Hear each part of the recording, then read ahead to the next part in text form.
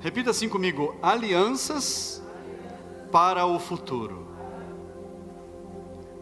1 Samuel capítulo 18, a partir do versículo 1, acompanhe comigo. Depois de Davi ter falado com Saul, a alma de Jonatas se ligou com a de Davi numa profunda amizade, e Jonatas o amou como a sua própria alma. Naquele dia, Saul reteve Davi e não permitiu que ele voltasse para a casa de seu pai. Jonatas e Davi fizeram uma aliança, porque Jonatas o amava como a sua própria alma. Jonatas tirou a capa que vestia e a deu a Davi. Deu também a sua armadura, inclusive a espada, o arco e o cinto. Davi saía aonde quer que Saul o enviava, e tinha êxito, de modo que Saul o pôs sobre tropas do seu exército, e Davi era benquisto de todo o povo e até dos próprios servos de Saul. Feche seus olhos, vamos falar com Deus. Peça para Ele falar com você nessa manhã. Senhor, meu Deus e Pai, essa é a Tua palavra, Senhor. Meu Deus, fala com as nossas vidas. Fala, meu Deus, com aqueles que de casa nos acompanham. Fala, meu Deus, a cada um de nós esta manhã, Senhor. Que a Tua palavra, Senhor, vá no mais profundo do nosso coração.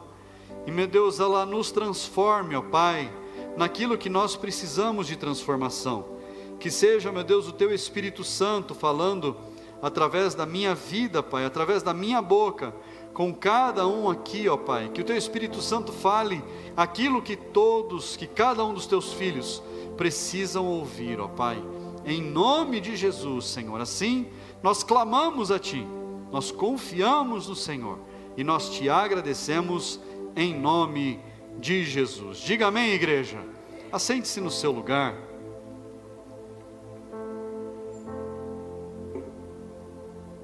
Aleluia.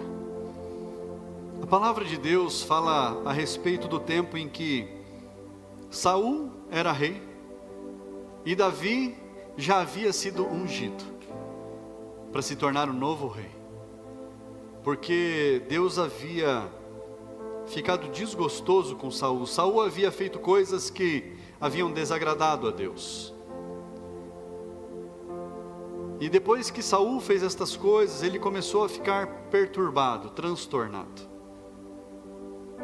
Mas a palavra aqui diz que quando Davi foi à casa, ao palácio, Saul, ele gostou de Davi, adotou Davi para si, para morar ali no palácio. E o filho de Saul, Jonatas, o herdeiro do trono, ele fez uma amizade tão profunda com Davi. E a palavra diz que a alma de Jonatas se ligou à alma de Davi. Foi um amor de grandes amigos. Grandes amigos eles se tornaram. 2 grandes amigos. Sabe, irmãos, ontem mesmo, eu estava ainda conversando com a pastora, e ela falando de uma pessoa, lá da cidadezinha de onde nós viemos. Eu falei assim: essa pessoa que você está falando foi o melhor amigo que eu tive na minha vida. Eu falei: é mesmo? Mas como que cada um tomou um caminho tão distante do outro assim? Eu falei, para você ter ideia de como a nossa amizade era, eu falava para ele: meu irmão, eu estou precisando do seu carro emprestado, você fica com o meu? Opa, claro, Flávio. Eu deixava o meu carro com ele e pegava o carro dele. Às vezes eu ficava 3 dias. E ele também, quando ele precisava do meu carro, que eu tinha uma caminhonete, ele falava: Flávio, eu preciso transportar algumas coisas, você pode deixar seu carro comigo? Deixava meu carro com ele, eu pegava o carro dele. Olha só que amizade. A gente não empresta o carro da gente para qualquer um, não é verdade, irmãos? Você deixa o seu carro na mão de qualquer pessoa? Não. É um patrimônio seu. Você não faz isso. E eu estava comentando com a pastora, falei, esse daí foi o melhor amigo que eu tive na minha vida. Foi esse que falou para mim depois de uns anos, Flávio, como a sua vida mudou? Como todo mundo vê a mudança na sua vida? Eu falei, meu amigo, graças a Deus, só Ele para transformar a minha vida. E essa amizade de Jonatas e Davi, eu vejo que ela foi mais profunda ainda do que eu pude sentir com um bom amigo. Eu estou falando apenas, eu citei apenas um exemplo de como a nossa amizade era, da ponto de um confiar ao outro o próprio carro, de nem perguntar se estava tudo bem, 3 dias depois devolvia, estava tudo certo, não tinha nenhum problema. E eu imagino aqui a amizade de Jonatas e de Davi. Foi uma amizade profunda, conforme a palavra de Deus diz, que a alma de um se ligou à alma do outro. Olha que profundo isso. Que profundo. Quando a nossa alma se liga à alma de alguém, nós entendemos as dores do outro. Nós entendemos a dificuldade do próximo. Nós sentimos a alegria do outro. E como falta desse tipo de coisa nos dias atuais. Não estou falando da igreja, estou falando no mundo em geral. Como há falta disso, as pessoas não confiam mais umas nas outras, elas não se permitem ter aproximação. A gente viu muito disso em São Paulo, a dificuldade que se tinha de você fazer uma célula, uma casa de paz, porque as pessoas não queriam receber ninguém nas suas casas, porque não confiam mais. É diferente daqui. Daqui como é agradável esse trabalho, como esse trabalho é simples e fácil de ser executado, porque as pessoas se permitem receber outras pessoas. E isso é riquíssimo, irmãos. Esse é um valor que é menosprezado por muitos, que é desprezado por muitos. E nós, como igreja, nós precisamos nos conectar, estar juntos. E eu fico feliz, às vezes um casal vem me procurar, pastor, o senhor abençoa a gente, o senhor ora por nós vamos viajar tal dia, a gente volta tal dia, a gente não vai estar no culto. Às vezes é líder na igreja, e às vezes pessoas podem pensar assim, poxa, o pastor vai ficar bravo, porque vai faltar no culto, porque vai viajar. De forma alguma. Todos nós precisamos ter um tempo para a nossa família.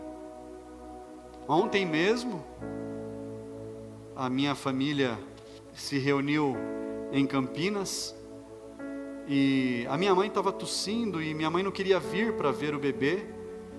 Aí a pastora falou assim, amor, vai almoçar com a sua família, vai almoçar com a sua mãe, com o seu irmão, com seus parentes, eu cuido aqui do bebê, é um tempo que você vai ficar lá. Eu dei um pulinho ali, fui lá, almocei com eles, passei a tarde lá e voltei, larguei meu óculos lá, que coisa maravilhosa. Preciso voltar para buscar, uma boa desculpa para fazer mais uma visita. Mas a gente precisa ter tempo para os nossos. Nós precisamos ter tempo de nos conectar. Às vezes a gente está na correria do dia a dia, na correria da vida, e a gente não olha para os que estão perto da gente. Eu não estou falando apenas da família, mas, por exemplo, você pode combinar com alguém na saída do culto, vamos comer uma pizza? Leva uma família com você, com a sua família, para vocês dividirem uma pizza. Isso é saudável. De vez em quando eu convido um casal, uma família para ir com a gente, agora só depois que a pastora voltar, mas eu gosto de fazer isso. Convido, a gente vai junto, come uma pizza, come um lanche, come alguma coisa. Eu já falei, lambuza a mão junto, está todo mundo junto ali, e é gostoso, é um momento que a gente pode ter ali, de uma conversa descontraída, se conhecer, não vai falar de trabalho de igreja, vai falar de família, vai falar de coisas corriqueiras, e a gente se conhecer melhor, se conectar mais. E nós precisamos disso, irmãos. Fala para quem está do seu lado, nós precisamos disso. E a amizade entre Jonatas e Davi, ela se tornou tão grande, que olha o que o texto diz, versículo 4, diz assim: Jonatas tirou a capa que vestia e a deu a Davi. Parece que, eu vou tirar meu paletó aqui, eu vou dar para alguém vestir. Vou tirar a minha blusa, vou dar para alguém que está passando frio, porque ele não tem uma blusa. Às vezes quando a gente passa pelo texto parece que era só isso, mas a capa de Jonatas significava a herança do trono. A capa de Jonatas era a autoridade que ele tinha como príncipe, como herdeiro do trono. O que Jonatas viu em Davi, a ponto de entregar a sua autoridade a alguém? Além disso, olha lá, deu também a sua armadura, inclusive a espada, o arco e o cinto. Ele deu todos os itens do príncipe, todos os itens que haviam sido feitos, confeccionados, forjados para o príncipe, aquele que assumiria o trono, ele deu para Davi. E quando nós lemos a palavra, nós vemos que Jonatas reconhecia em Davi uma autoridade. Nós vemos que Jonatas via em Davi alguém com um bom coração, alguém que fosse digno, alguém que era digno de assumir o trono. E a palavra também diz que Davi, ele era bem quisto por todo o exército, por todos os de confiança de Saul. E Saul dava tarefas a Davi, e em todas as tarefas ele tinha bom êxito. Em todos os trabalhos, em todas as guerras, em todas as batalhas, Davi voltava vitorioso. Ao ponto de, um dia, Saul ouvir as mulheres cantando cânticos, que elas diziam assim: Saul matou os seus milhares. No cântico falava isso, que Saul havia matado os seus milhares. E Saul, ouvindo aquilo, ficou muito feliz, porque o nome dele estava sendo exaltado. Mas aquele era o momento que Davi estava voltando da batalha, e as mulheres continuaram o cântico, e elas declaravam que, mas Davi matou os seus 10 milhares. As mulheres, o povo estava reconhecendo que Davi, ele estava fazendo algo maior do que o próprio Saul. Mas irmãos, olha que coisa, eu quando vejo, e eu aprendi assim, quando eu vejo alguém crescendo, eu quero que a pessoa cresça mais. Por quê? Nós vamos crescer juntos. Amém, irmãos? E se a pessoa crescer mais, ela vai voar, e pronto. Talvez eu fique, e é o que deve acontecer. Pessoas daqui vão crescer tanto, que elas vão voar, vão se tornar grandes, serão pastores de outras igrejas, serão missionários, vão por novos caminhos, e eu vou continuar aqui. Mas Saul, quando ele vê o crescimento de Davi, ao invés dele ficar feliz porque era o reino de Saul, Saul era o rei, ele se enfurece e começa a arquitetar planos para matar Davi, matar o seu melhor guerreiro, destruir o seu melhor soldado, aquele que fazia o nome de Saul crescer.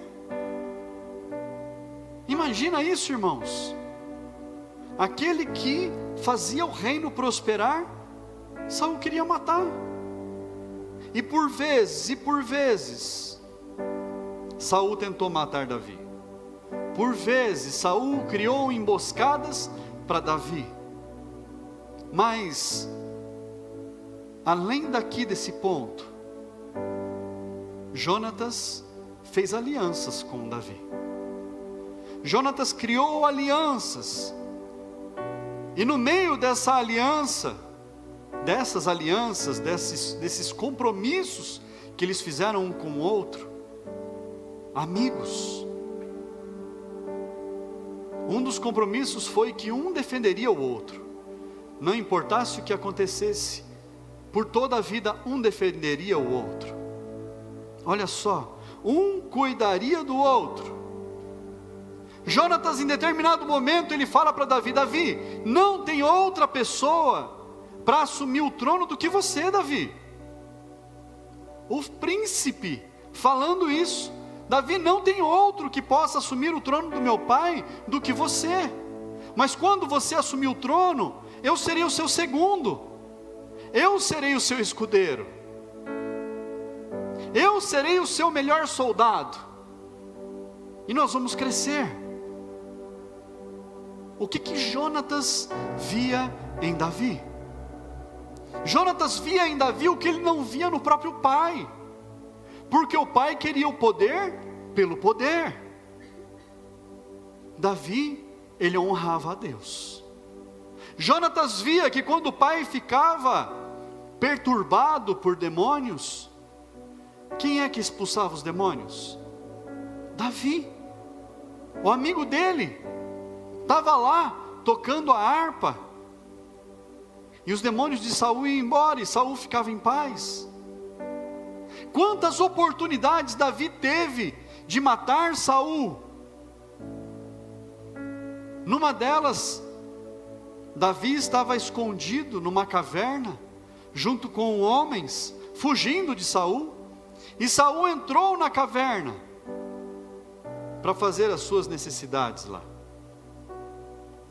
Davi chega perto, corta uma parte da roupa de Saul, e Saul não percebe. E quando Saul está longe, Davi grita: meu pai, por que você está querendo me matar? Olha aqui, eu tive a oportunidade de acabar com a sua vida. O Senhor te entregou nas minhas mãos, e eu nada quis fazer. Olha a sua roupa aí, se não está faltando um pedaço. E ali Saul se arrependia. Mas logo na sequência, Saul voltava a querer matar Davi, porque Davi estava crescendo demais. Davi estava aparecendo muito. Não era para Davi aparecer, não era para Davi crescer, era para Davi ser medíocre. Mas Davi tinha matado gigante, irmãos. Davi não podia ser medíocre. Davi tinha matado um urso, um leão. Ele não podia ser medíocre. Não tinha como. Numa outra oportunidade, Davi pegou da espada de Saul, e ainda falou: eu peguei a espada, estava você e seu escudeiro, eu peguei a sua espada, você nem percebeu, o Senhor te entregou de novo nas minhas mãos. Mas eu nada quis fazer, porque eu respeito o Senhor. O respeito de Davi à autoridade de Saul não permitia que Davi fizesse mal algum a Saul. Davi confiava em Deus acima de tudo, e Jonatas observava tudo isso. Jonatas teve a oportunidade de crescer observando essas coisas. E dentre a aliança que eles fizeram, além de um defender o outro, além de Jonatas ser o fiel escudeiro de Davi, abdicando do seu lugar no trono para que Davi assumisse o trono, porque ele via que Davi era melhor que ele próprio. Além disso, os dois ainda fizeram uma aliança, que a descendência seria guardada. que a descendência seria preservada. E Jonatas falou: Davi, quando tiver os meus descendentes, protege eles, guarda eles, zela por eles, porque era costume de um rei assumir o trono e matar toda a família, seja criancinha, seja quem fosse, para não ter ninguém que se levantasse no futuro contra, para não ter ninguém que pudesse se levantar e ferir o seu povo. E eles fizeram essa aliança. Irmãos, uma aliança que nós fazemos, ela dura por toda a vida, ela é para sempre. A aliança, ela não pode ser esquecida, ela não pode ser deixada para trás, não pode ser abandonada. Quando nós fazemos uma aliança, e a aliança, ela não tem começo e não tem fim, ela é para sempre.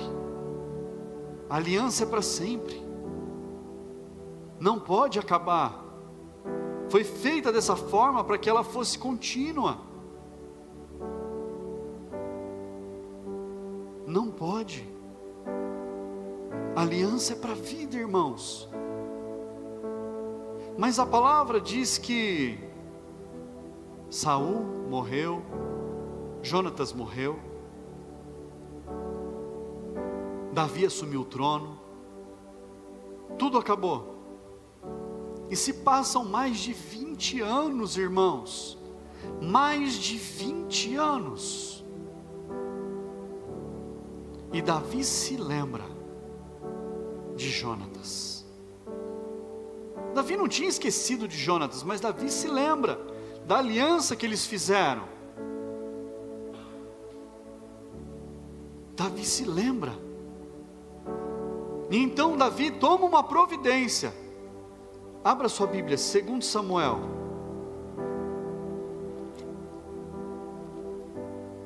Capítulo 9. Versículo 3.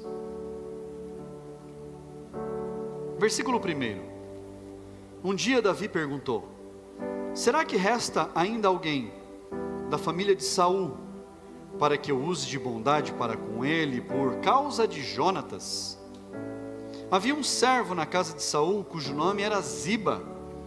Chamaram-no pedindo que viesse falar com Davi. O rei perguntou: você é Ziba? Ele respondeu: sou eu mesmo, seu servo. Então Davi perguntou: existe mais alguém da família de Saul, para que eu use da bondade de Deus para com ele? Ziba respondeu: ainda existe um filho de Jonatas, aleijado de ambos os pés. Somente até aí. Chamou Ziba. Ziba era servo de Saul. Ziba conhecia tudo a respeito de Saul. E Davi pergunta: será que não tem alguém ainda da casa de Saul, para que eu use de bondade, por causa de Jonatas, por causa do meu amigo que fez aliança comigo? Será que não tem ninguém ainda que eu possa abençoar, por causa da aliança que eu fiz com Jonatas? A aliança de Davi e de Jonatas, ela foi tão forte, tão profunda, que quando o rei Saul tentava fazer alguma investida contra Davi para matar ele, alguma emboscada, alguma armadilha, Jonatas avisava Davi. Jonatas dava um jeito de avisar Davi. Dava um jeito. E Davi se lembra dos feitos. E ele fala: será que não tem ninguém? E Ziba fala: tem um, aleijado, de ambos os pés. Tem ainda um aleijado de ambos os pés. E esse aleijado de ambos os pés, ele era criança, quando o rei Saul morreu. E na fuga do palácio, a mulher que estava correndo com a criança caiu, quebrou os 2 pés da criança, e ele ficou aleijado. E ele cresceu assim. Cresceu pedindo esmola, cresceu nas ruas, passando dificuldade, passando necessidade. Mais de 20 anos passam. Mais de 20 anos. E Davi fala: eu preciso honrar a aliança. Eu preciso honrar a minha palavra. Eu preciso abençoar alguém. Será que tem alguém para eu poder cumprir o meu voto com Jonatas? Será que tem alguém da família, por amor a Jonatas, para eu cumprir esse voto? Será que ficou alguém para eu poder fazer algo de bom por essa pessoa, por causa de tudo que Jonatas fez por mim? Sabe, irmãos, um dia eu ouvi algo que eu guardei no meu coração, que podia ser até um versículo bíblico, mas não é. Que diz assim, que a gratidão, ela não tem prazo de validade. Fala comigo assim: gratidão não tem prazo de validade. Não tem. A gratidão é para a vida, irmãos. Quantas pessoas durante a sua vida, em algum momento, fizeram algo de bom por você? Fizeram algo de bom pela sua casa, pela sua família, estenderam a mão para você em algum momento, no momento de aflição, oraram com você. Ah, pastor, isso era obrigação. Se isso está no seu coração, você é um ingrato, uma ingrata. Porque fazer por obrigação, irmãos, é ir para o trabalho todo dia. É ir para o trabalho todo dia. Isso é obrigação de todo homem, de toda mulher. Seja quem trabalha em casa, seja quem trabalha fora. É obrigação. Eu tenho obrigação de lavar a louça, eu tenho obrigação de fazer comida, eu tenho obrigação de limpar a casa. Graças a Deus que eu preciso fazer tudo isso porque eu tenho comida em casa, porque eu tenho uma casa para limpar. É obrigação, tem que fazer.